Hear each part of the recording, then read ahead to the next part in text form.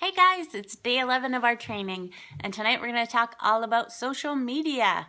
So, if you don't know, I've built my entire business on social media, and it's nothing that happened quick and easy. It's something that I've worked at to build up over time. When I first became a coach, I had less than 100 Facebook friends. So, first of all, be patient.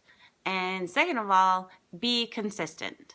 I told you before, all of your posts are not going to do well, and you might post one that has 0 likes on it, but you have to keep posting day after day and be consistent. Over time, you're going to get more likes on your page, you're going to get more interaction, you're going to kind of find your groove, and people are going to start interacting with you more. So remember, when you're posting, that you're looking to attract people like you. So always be you when you're posting, and think about posting to like your best friend and what they would like to see. You want to create valuable content that will actually be helpful to people. So I'm just going to go over a few different ideas for posts, and then I'm going to do a quick rundown of some of the tools that I use, some of the apps that I use on my phone for my posts. Okay, so sharing a resource or a tool is awesome. Maybe a recipe, maybe, a link to something that you found very helpful that you think other people would also find helpful. Something entertaining is perfect. Maybe it's a funny picture, maybe it's a funny video. You should know, above all, video crushes in social media. And not just, I do a lot of fitness videos. If I post a picture of myself and then post a video at the same time, the video gets so much more views, it gets so much more likes. People like to actually see what you're doing. They like to hear you. And it's kind of an uncomfortable thing when you first start. In fact, you all know that when I first started talking on my videos, I was like, oh my gosh, but it gets easier as you go on, just like this does. I mean, sitting here talking to you, that's hard for me. If you can get yourself out of your comfort zone, it's really a good place to be, because the more you push your own limits and actually show more of yourself and your true self, then you're going to attract the kind of people that you're really looking to work with. Questions or polls, that's a super way to get people engaged and interacting on your page. Maybe you have, a picture of yourself in 3 different outfits and say, just choose A, B, or C. You're going to get a lot of comments on those kind of things because people aren't really investing anything. They're just saying their opinion. And if you did the social media training, you know that Facebook especially works on something called affinity, and the more people that are interacting with you and liking and commenting on your posts, the more likely your posts are to get into the news feed and more people to see them. So when you post something later, afterwards, about your upcoming challenge, more people are going to see that and maybe be interested in it. Okay, so don't post Debbie Downer posts. Nobody wants to see that. I mean, you all have friends on Facebook that it's ho-hum, Eeyore. That's not, you are a positive, uplifting person, and you need to portray that. You can certainly do an upswinging post, so if something happened to you but it has a happy ending, share that with people. That's okay. Okay, so think about what people ask you a lot. Maybe it's counting calories, or how many ounces of water they should be drinking in one day. The things that people repeatedly ask you, create a post about that. Post something that you're thankful for. Show your gratitude. Post something that shows your followers who you really are. So, it's okay every once in a while. I really try to keep my posts short and sweet because people scrolling through the news feed don't have a lot of time. So if you're going to do a longer post, then you want to do something at the beginning of the post, say something that's really going to catch their eye and get them interested to read the rest of the post.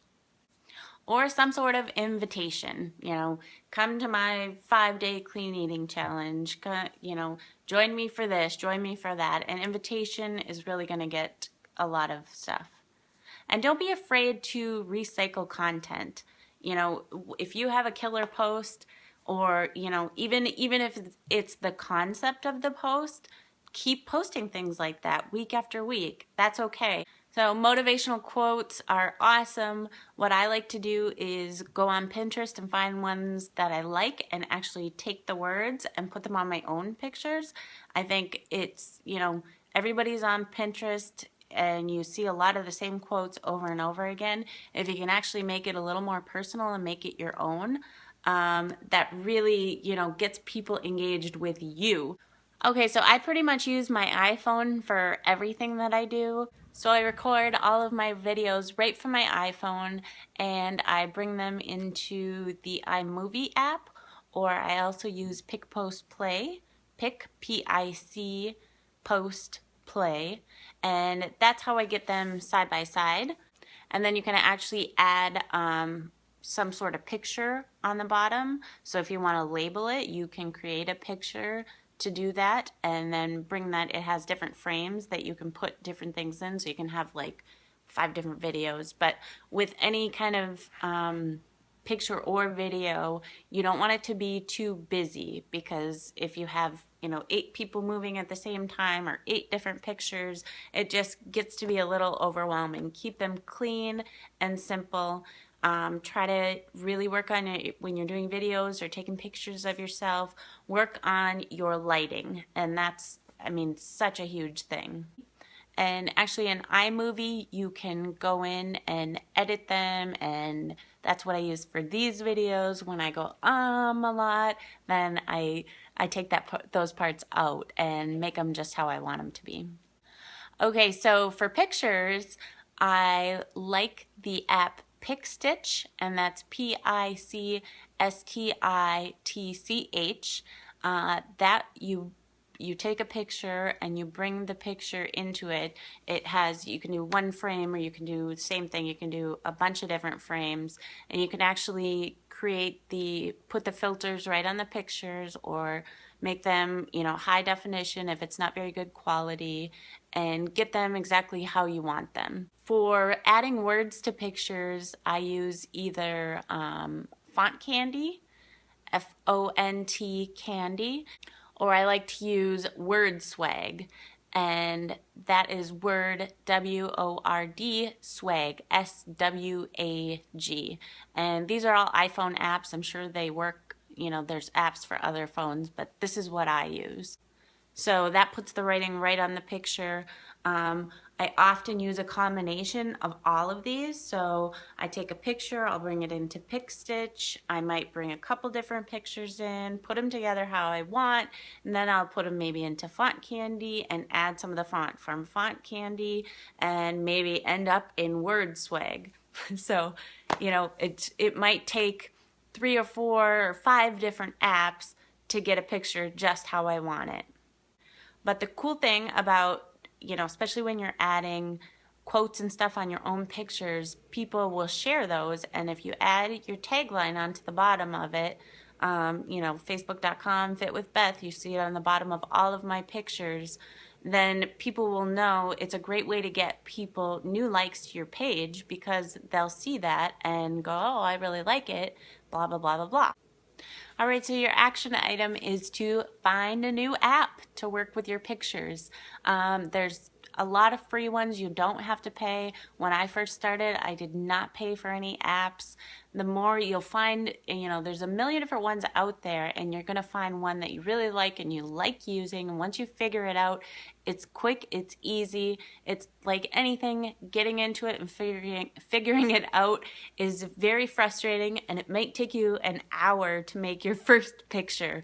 But believe me, I mean, my videos, everything, it takes me less than 5 minutes to get things how I like them. I spend more time looking on Pinterest, you know, to find something to put on my pictures than I do actually transferring it to my pictures. All right, so let me know if you have any questions, or if I wasn't clear about any of this stuff, because social media is super important.